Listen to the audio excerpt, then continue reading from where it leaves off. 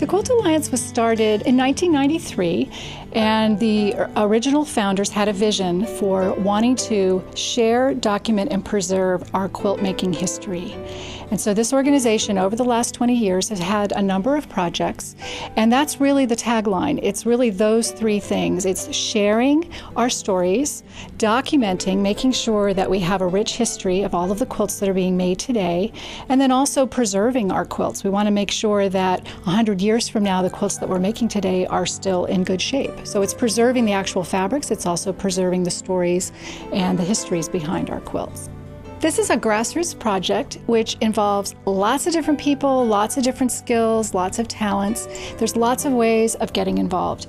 We're always looking for volunteers to be interviewers and transcribers. So an interviewer would be somebody that wants to have the conversation with the person that's being interviewed, is willing to ask the questions.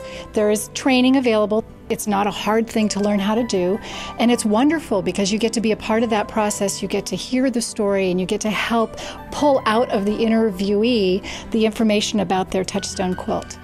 You can also be a transcriber. That's somebody that gets the audio tape and listens to it and then types it out, types out what they hear.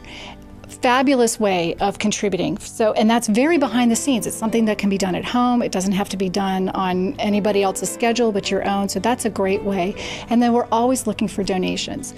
These projects cost money. It's not free. And so if people want to contribute in some way but they don't have the time, it's wonderful to sponsor an entire project or just to make a donation. Also membership.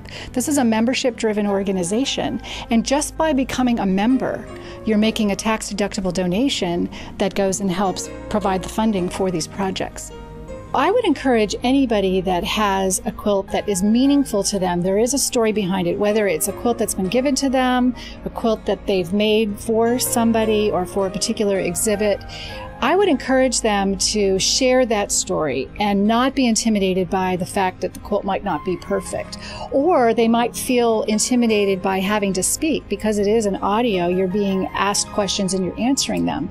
But the reality is it's just a conversation. And usually once you get going, it's very natural. The interviewers key off of what you're saying and it just goes in a very natural flow. And so people should not be intimidated by the process. Any quilt that has meaning to them, they should share that quilt and help us build this repository for the future. So become a member, become a transcriber, become an interviewer. Those are the great ways to get involved with the Quilters Save Our Stories project.